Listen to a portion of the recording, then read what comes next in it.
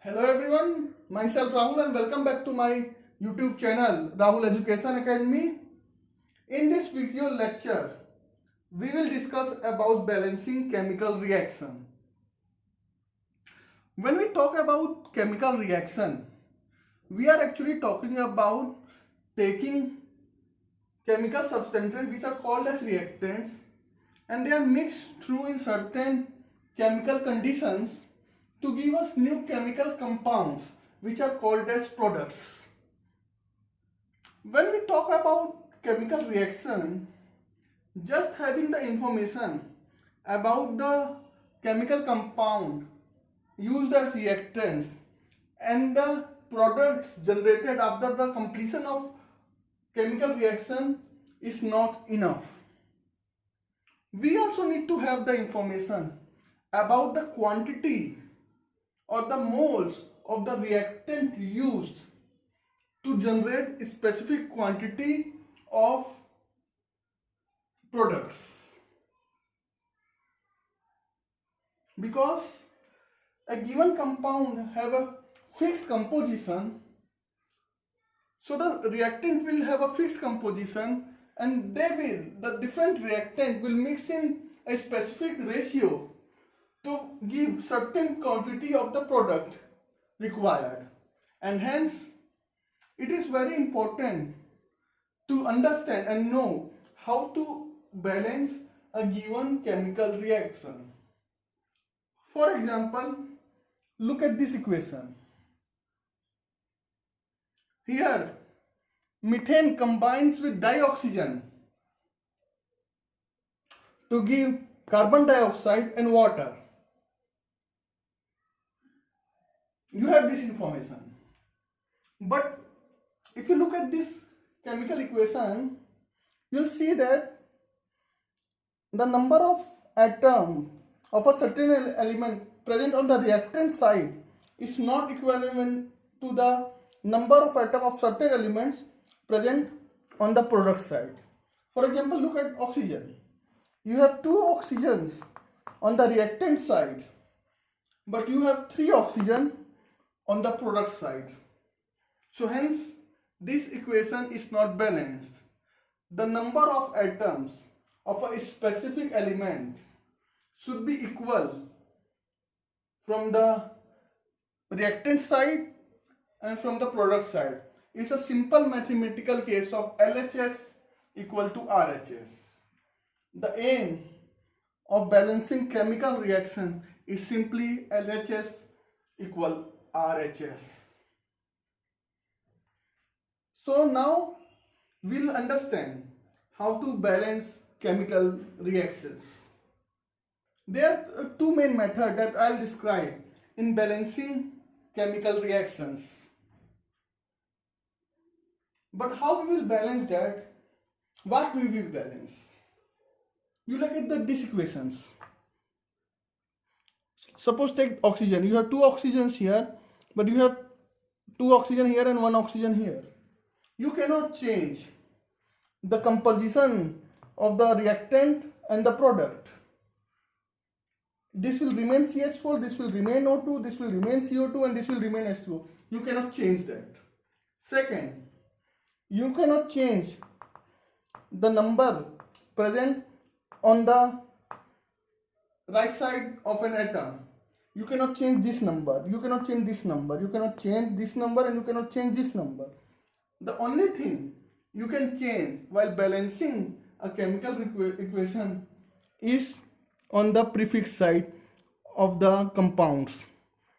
The boxes I am creating, you need to have a number, a whole number, such that the number of atoms of a specific element is same on the reactant side and on the product side. We need to fill these boxes with specific numbers. Now, I will describe the first method by which you can balance a chemical reaction. Method 1. I will rewrite this equation. CH4 plus O2 gives CO2 plus H2O. We'll count the number of atoms of each element present on each side, and then we'll try to balance that. The number of carbon on the reactant side is 1. The number of hydrogen is 4, and the number of oxygen is 2. This is from the reactant side. Now from the product side, the number of carbons remain 1, the number of hydrogen is 2, and number of oxygen is 3. So carbon is balanced as of now. You have oxygen and hydrogen. We need to balance those first, because those are the one which have differences at this point. The simplest one, if you see here, is hydrogen. You have 2 hydrogens here, you have 4 hydrogens here. 4 is a multiple of 2. So if you simply write 2 here, you will have 4 hydrogen on the product side also. The hydrogen will become 4. The number of carbon is not changing. But as soon as you balance the hydrogen, this coefficient is also applicable on the hydrogen. So you will have 2 oxygens and 2 oxygen from here. The number of oxygen also becomes 4. And on the right hand side, the number of oxygen is 2. So now you need to balance the oxygen. But now the oxygen is 4 on the product side, but on the reactant side it is 2. So you can simply put a 2 here. And now you have 4 oxygen on the product side, reactant side also. Now we'll look at this reaction again. You have 1 carbon on both sides. You have 4 hydrogen on both sides, and you have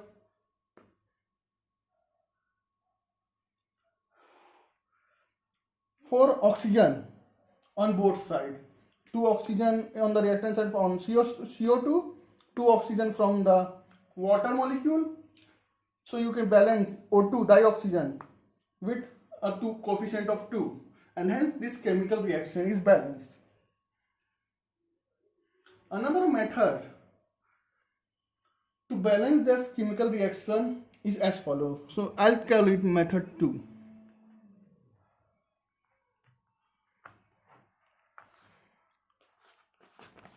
I will rewrite this chemical equation.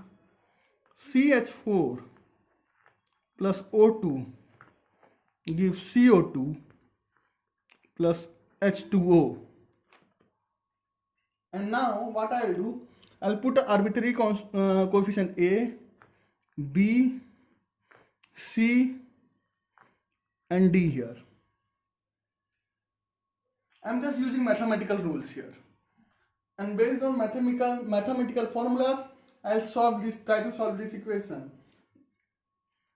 Now I will equate this reaction for these coefficients. Like for carbon coefficient is A on the reactant side should be equivalent to C.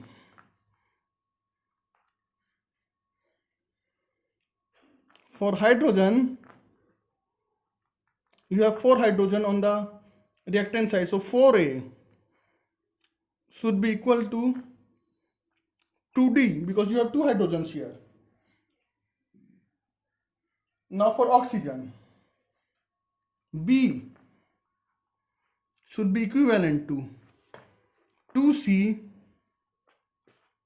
plus D because you have 2 oxygen for CO2 and 1 oxygen from H2O. So B is equivalent, 2B because you have 2 oxygen here. 2B is equal to 2C plus D.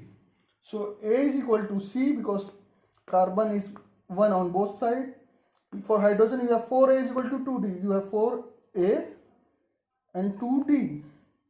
And for oxygen, 2B is equal to 2C plus D. Now, you see A is occurring on 2 equations.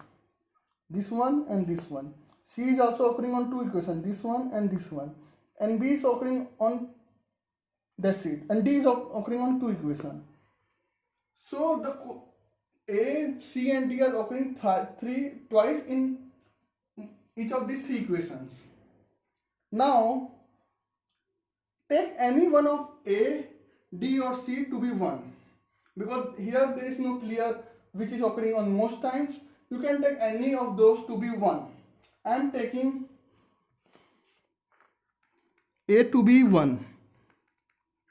So now if I take A to be 1, C equal 1. Based on that and using this equation, if A is 1, then D is equal to 2. If C is 1 and D is 2, then this equation becomes 2B equal 3, which gives B is equal to 3 by 2.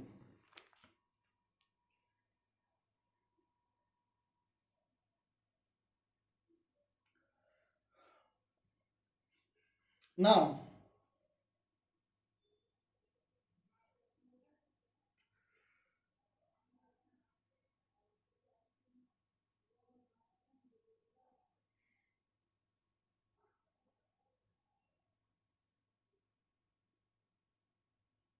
sorry, I'm wrong in this equation, because D is 2, this is wrong, because 2B is equal to 2C plus D, C is 1 and D is 2. So this will be 2 into 1 plus 2 is equal to 4. So B will also be 2. So therefore, A equal 1, B equal 2, C equal 1 and D equal 2. And now I'll put the coefficient A, value of coefficient A, B, C and D in this unbalanced equation, and it will become CH4. It will become CH4 plus 2O2 giving CO2 plus 2H2O, and hence this chemical equation becomes balanced. And if you see this balanced equation with those that I obtained from the first method, here also you have 1 mole of CH4, 2 mole of O2, 1 CO2 and 2 mole of H2O, and you are seeing the same result from method 2. So I have described two methods to balance chemical reaction. This was a simple example. Now let's take a slightly complicated one, not too complicated, but a complicated chemical equation. And here also we'll solve by using the two methods I've described for the previous example. But there is a slight difference. If a functional group or a specific molecular group is present on the reactant side and on the product side, it can be considered as a single entity. For example, in this case, you see SO4 is present on the reactant side also. This will be Na2SO4, and SO4 is present on the product side also. Similarly, NO3 is present on the reactant side and NO3 is present on the product side also. So this SO4 can be considered as a single entity, like an atom of a element. And now based on this information, we'll use method 1 and method 2 to balance this chemical reaction. So let method 1.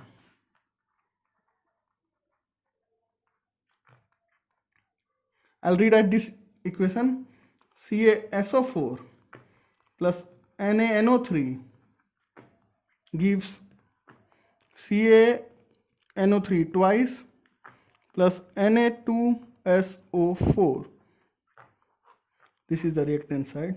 So you have Ca to be 1. We are considering SO4 to be a single entity. So SO4 is also 1, Na is 1, and NO3 is also 1. Now on the product side, you have Ca to be 1, SO4 to be 1, Na to be 2, and NO3 to be 2. So as such, Ca and SO4 are balanced on the right hand side and left hand side. But it is the Na, sodium, and NO3 which is not balanced. You have 1 here but 2 here. You just multiply the right hand side of Na and NO3, which luckily is a single entity, with 2. And hence this chemical equation is simply balanced. The other things were already balanced, and hence this chemical reaction is balanced. If you had considered sulfur to be a single element, you needed to do more calculations. But since you consider SO4 and NO3 to be a single entity, the amount of time it might have taken to compute the balancing of this equation is less.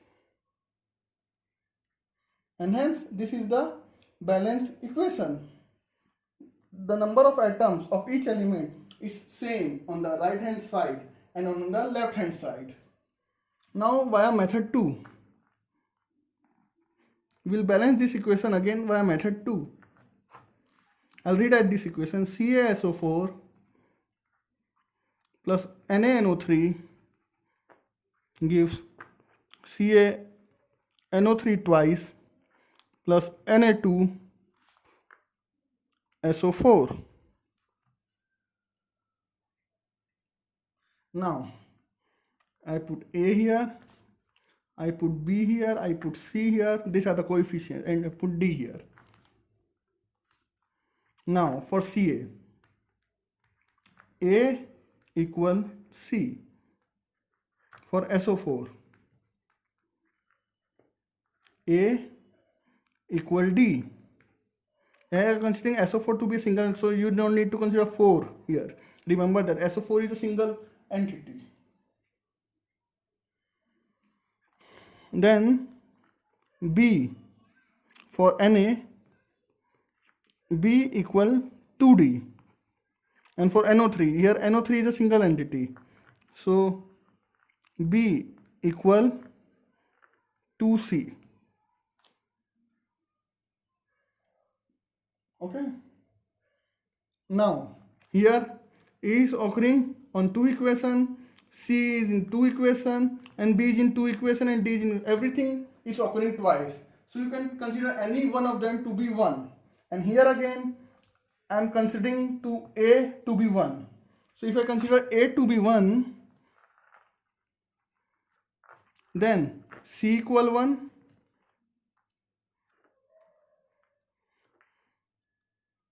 D equal 1, and B equal 2. And when I put these coefficients here, the balanced chemical equation become